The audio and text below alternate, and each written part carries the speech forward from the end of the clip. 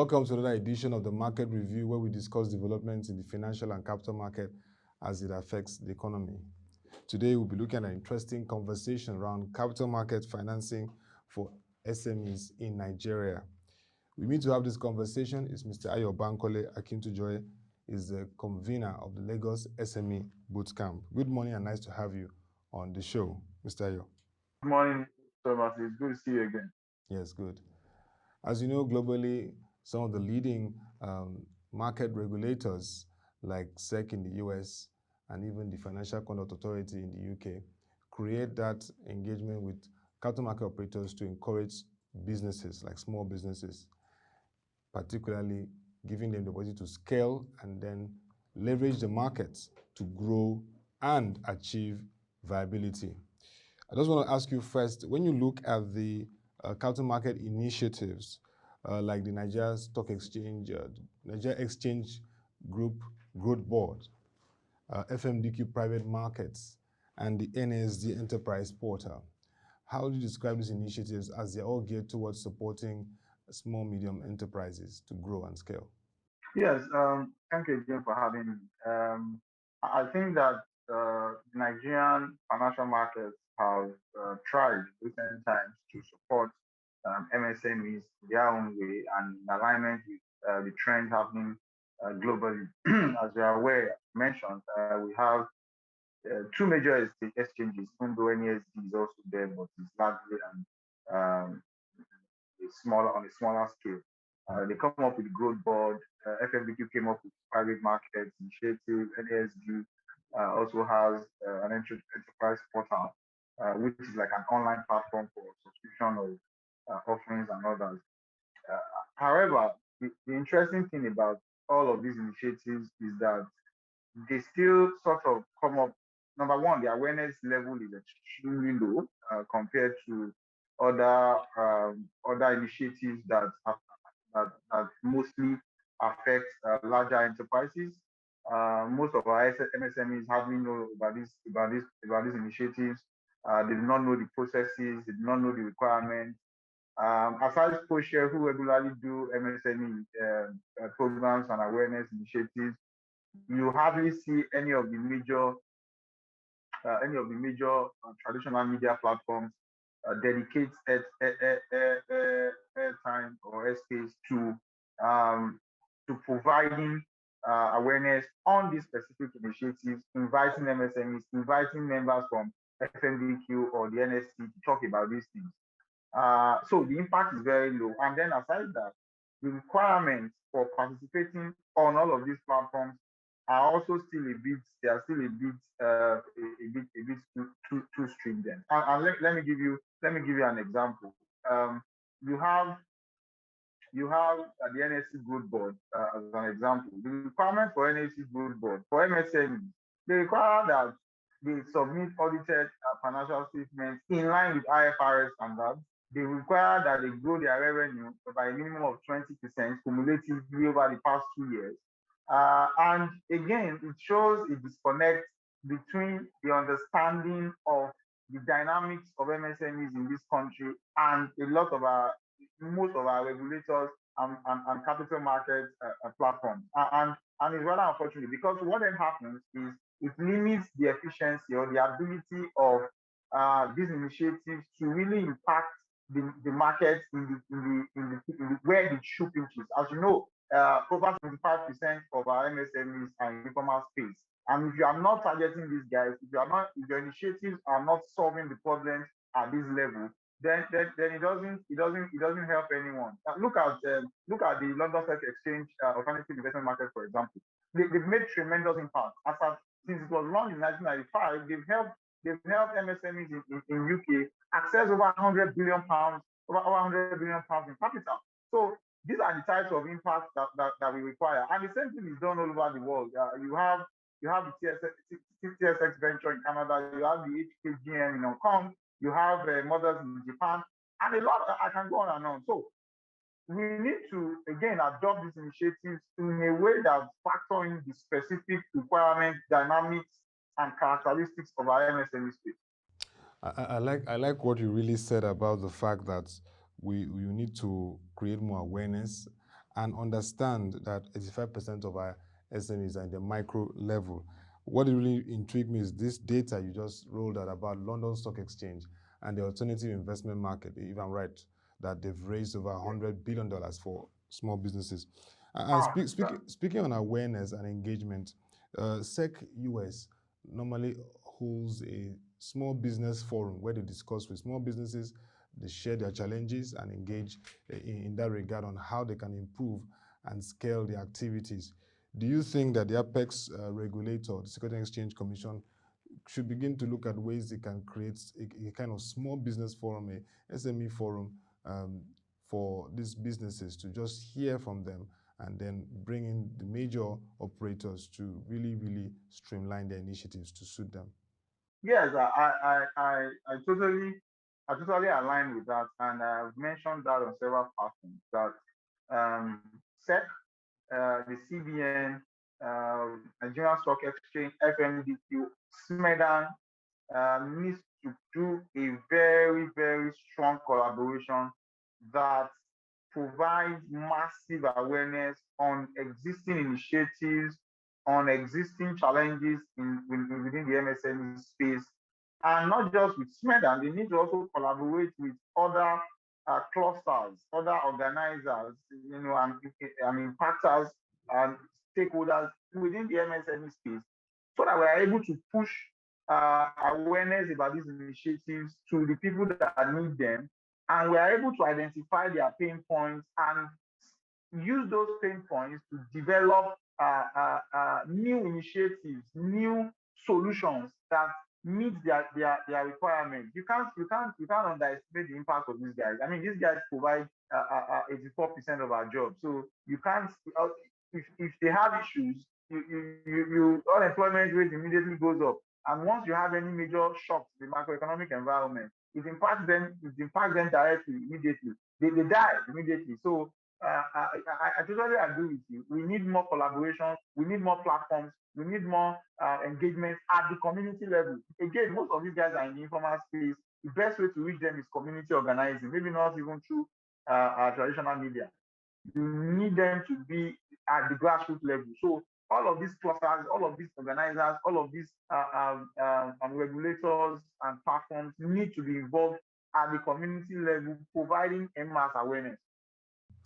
I like the fact that you said to identify the pain points and how they can improve the ability for them to leverage the market. But in terms of leveraging the capital market, what are the opportunities you feel SMEs can get in terms of financing? You know that that's part of the factors that affects SME scaling. And you said they provide jobs. They employ over 60% of people in the country. 84%. So what are the opportunities that you see through these initiatives for the SMEs as you were able to even analyze what happens in other climes? I mean, in UK, Canada, and even Hong Kong. So there are quite a number of initiatives. SMEDAN recently came up with an initiative that required all MSMEs to register with SMEDAN to help them so that SMEDAN can support their access to government initiatives. There are quite a bit of funding and loans that the CBN has for MSMEs. I've mentioned on another forum that some of the biggest issues again is the execution of those initiatives. For example, going through NESRA, who is just one entity as against decentralizing some of these things. You also have, as we mentioned earlier, you have the FMDQ private market that allows small and medium enterprises access raise instruments for capital on that platform. You have the NSE Growth Board that also allows organizations that or small and medium enterprises that require that want to grow access to market. I also think that we need to generate more asset-backed securities for our MSMEs. I mean, so for example, as of today, it will be very difficult for a small or medium organization to raise, things like corporate bonds or to even list on the on the NSE or to even raise commercial papers, right? So what then happens is that these instruments are only available to 10% of the economy. When I say 10%, because you know that 90% of our businesses in the Nigerian economy are MSMEs. Yes. So if you are unable to create instruments that target MSMEs, what has happened is that you have excluded 90% of businesses from accessing asset-backed securities that are available in the financial markets. And these things have been done all over the world. It takes the form of primary collateralized bond obligation. So I mean, PCBO, you have it in Korea, and it has really helped growth of a lot of organizations, in that space. You can also create SPVs if you know that these MSMEs are too small for to go directly to the market, because I know that's what a lot of stakeholders will say. What you can do is create SPVs that pulls MSMEs together, right, into so you can have maybe 5,000 MSMEs, 1,000 MSMEs of similar interest or markets put together to create an SPV. That SPV will then access the market through whatever asset-backed security, and in turn they then sell to investors, right? So investors are essentially taking position in a pool of MSMEs. And as I said, that I gave an example of this PCBO in Korea, and the PCBO that was issued in Korea expanded 30.9% of the market to 9.4 trillion won. The first half of 2020, which was a what's it called, COVID-19 year, right? So I think that Nigeria really needs to, the market set especially needs to drive and support through regulation, the other self-regulatory organizations like the FMDQ and NS to create all of these initiatives. So because if there are at times, again, some of these guys want to do these things. You know that I was head of strategy at one of the exchanges, and I know that a lot of times some of these guys have these ideas, they have these initiatives, but at times the regulator has not released guidelines for the implementation or do not accommodate some of these things. So it's very important that we have an integrated approach from a regulator, from an exchange platform, from a community, from an organizing in terms of the organizing of the MSMEs themselves perspective. We need an integrated approach to solving these issues using the capital market. Yeah, I like what you said about the fact that we can have asset-backed securities. We can also have collateralized bond and SPVs, especially. You referenced South Korea, and that was the area I was going to go to. That can this help to boost capitalization? You've already answered it in the South Korea case, because if you look at the growth board currently, we have 5 companies already. The FMDQ private markets needs companies. So we need to have much of, like you said, these SMEs, whether they're grouped, come on board and engage the market, because they are very critical too, not just the blue chip premium board and companies. But let's look at the recent categorization, the revised policy that categorized MSMEs, as you are aware, from nano now to micro, small, and medium. Is that effective? What SMEDAN has now done, will it help to really, again, reposition MSMEs in the country? I don't think that it will reposition. I think it is good for us.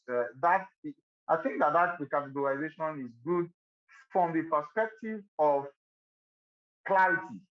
A lot of people do not have clarity, and that's why you notice that a lot of times when I speak, I use MSMEs, because a lot of times we are so carried away with the word SME that we forget that, as I mentioned earlier, 75% of our guys are micro. As a matter of fact, they are nano, right? Yeah. They are even smaller than macro. So, and what then happens is that because of the way you categorize them, when you come up with initiatives, a lot of times the guys who are nano or micro are unable to access those initiatives because you have designed them to meet the peculiar characteristics of medium and small. right? So such characterization helps so that it pushes it in our faces that look, it's not just medium guys or small guys that exist. Most of our guys are nano. And you see, the thing about nano and micro enterprises is that they have their own very peculiar dynamics and characteristics and realities. And if you do not provide solutions that that meet or that factors in that by design factors in those peculiar characteristics, you wouldn't be solving anything, right? You will just be solving the surface. Just as you said, one of the initiatives that the exchanges have developed have only less than 5 companies. I mean, look, no matter the revenue of those companies, the impact cannot be significant, right? As against if you pull together, if you create an SPV that has maybe 20,000 nano enterprises that through that SPV they access 20 billion, even if it is 1 billion, even if it's 500 million, because of the nature of, let's say 500 million, for example, because of the nature of nano enterprises, 75%, as I said, before we categorize into nano, our MSMEs, majority of them have capital of less than 10 million naira, total capital, right? So if you have that type of capital and 5,000 or 10,000 of you access markets at 1 billion naira, so you can imagine how much you can show up in working capital. So that categorization is very important. It pushes in the faces of stakeholders the real size, the real dynamics of MSMEs, and I think it's a fantastic initiative. And also, Mr. Ayo, the area of capacity building, consultants and support, because like you rightly said, the nano, the small businesses are majorly the ones that always need this support. I remember one of your boot camp sessions where you talked about support in terms of financial records, which you mentioned. One of the initiatives require huge reporting and IFRS standards. The issue of strategy, goal setting, and so again, there's that place for consulting and supporting these companies in their direction, financial records, and strategy. Yes, yes. So, of course, you know that us, we at the LSME Good Foundation through the Lagos SME Boot Camp, and this year we are having the SME Boot Camp. We are very big on supporting all of these guys, integrated support across various competency levels. So I think that these capital markets regulators and platforms need to do also put together such initiatives or partner with people like us, so that even if you are going to have some of these requirements because of regulatory dynamics, you can then embed the capacity building into your initiatives, because by design our MSMEs cannot do these things. Even the large enterprises engage, the big fours and other consultants to guide them along IFRS compliance. So how can you expect an MSME to put together? It's laughable, to be honest. So I mean, even if they are going to keep records, certainly not in line with IFRS. So engage the MSMEs, help them improve their capacity in reporting, in understanding standards, and all of that, so that you are not by design again excluding majority of them. But we are always available to collaborate. We are always available to partner. And again, I want to thank Kosher for partnering with us this year. I hope that we're going to do it again. Okay, so Mr. Ayo, in your closing thoughts, what do you see as the outlook for MSMEs this year in the country? A lot has been happening. We're seeing a lot of interventions from the Central Bank of Nigeria. We're seeing several initiatives, like you said, from SMEDAN. Even the Federal Ministry of Industries, Trade and Development are also rolling out various initiatives. For example, the free trade zones support in Calabar and Kano. Various initiatives that should support the growth of businesses. What's the outlook for the remaining half of this year? What do you see? Yeah, I think that H2 is going to be better for MSMEs. I think that the economy is now picking up. There's greater reception or acceptance of the vaccine. The economy is throwing open across the world, not just Nigeria. So I see an uptick in activities. you would also agree with me that the biggest concern right now is security. Because I mean, the truth is that the essence of, according to the social contract, is security. So all of this economic stuff are not going to, become secondary. And you know that when you have security issues, again, the MSMEs suffer the most because they do not have security budgets. To, they are unable to implement business continuity planning and all of that. So I think government needs to do more to ensure that everybody feels safe, to provide security across all layers so that our MSMEs can come IPOB declared sit at home and government unleashed military forces in that region. Of course, the small and medium businesses are suffering the most. So please, I want to appeal to the government to please improve on security, take it very seriously, so that the goals that we foresee in H2 and subsequent years can be realized. Yeah. Thank you very much, Mr. Ayo Bankole-Akintujoye. It was very nice listening to you in terms of what are the initiatives we can get through the capital market to support the growth of MSMEs in the country. And indeed, it's very important that we know that the nano, which consumes over 75% of this whole value chain, is given top consideration through initiatives from the capital market. Thank you very much once again. Ayo Bankole-Akintujoye, Convener of the Lagos SME Boot Camp. Thanks for this time, and we hope to discuss further later in the year around SME development. Thank you once again. Thank you also. Yes, Have a good day. Thank you too. And that'll be all for this edition of the Market Review. You can join our website, www.proshareng.com, to get further developments and thoughts around the capital markets. Go to the right hand of the bar, click on capital markets. You'll see all the news stories and developments in the markets as it cuts across all. We cover the Nigerian Exchange Group. We also cover the FMDQ. We also cover the unlisted securities market manned by the NASD, and also the commodities markets. We have FX operating.